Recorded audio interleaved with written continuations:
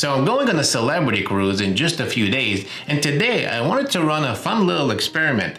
Let's find out how much I paid for my cruise, base price, plus all of the extra packages, and compare that to the prices of other cruise lines. Let's see how much I paid versus what I could have gotten from the competition. My upcoming cruise is an 8-day Caribbean voyage on the Celebrity Equinox in a balcony stateroom. The room is located midship, and I picked it myself. The base cruise price for 2 people is $3,466.46, which includes $280 in prepaid tips and $50 in onboard credit. Subtracting these amounts leaves us with a total for the stateroom of $3,136.36. By the way, if this is your first time here, my name is Tom Sunday. I make weekly cruise videos, and if you're into that, I'll be thrilled if you hit the subscribe button. Now let's compare this price to similar cruises offered by a few other competitors before factoring in the additional expenses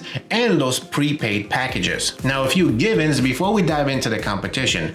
All of the rooms are balcony staterooms that I picked myself. None of the cruises are on holidays, and all are within the September to mid-November of 2023 timeframe. First Princess Cruises offers a 7-day Caribbean cruise in November on the Caribbean Princess ship in a balcony stateroom, which I selected for a total of $2,631.92, including taxes and all of the fees. However, it's important to note that the Princess Cruise is 7 days, while the Celebrity Cruise is 8 days. So to make a fair comparison, if we divide the total Celebrity price by 8, it comes out to be about $392 per day.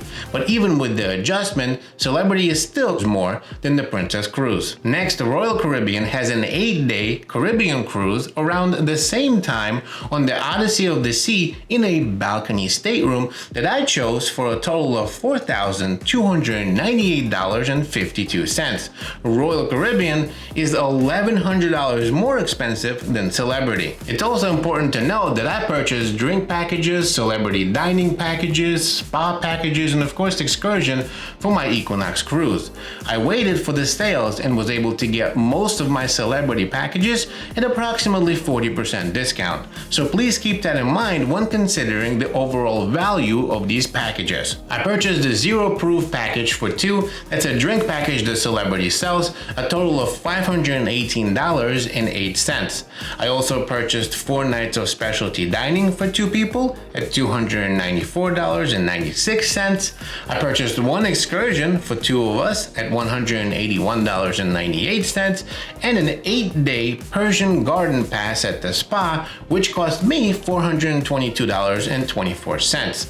A total for all of the packages is $1,417.26. Now we're gonna minus the spa because that's something that isn't offered in the other cruise lines that we're gonna talk about, but the total without the spa is $995.02. So pretty much $1,000 in upgrades when it comes to drinks, 1 excursion, and 4 nights of specialty dining. If you wanted to upgrade to an alcohol package, you can pay $617 on top of that to get the classic package versus the Zero Proof package that we got. So my Celebrity total with the dining, the excursion, and if you were to get that classic drink package would be $47,49.14. So almost $4,800. Now let's compare this to Norwegian Cruise Line NCL, which offers a similar 7-day cruise package that includes an open bar, specialty dining, excursions, and Wi-Fi for a total of $33,42.60.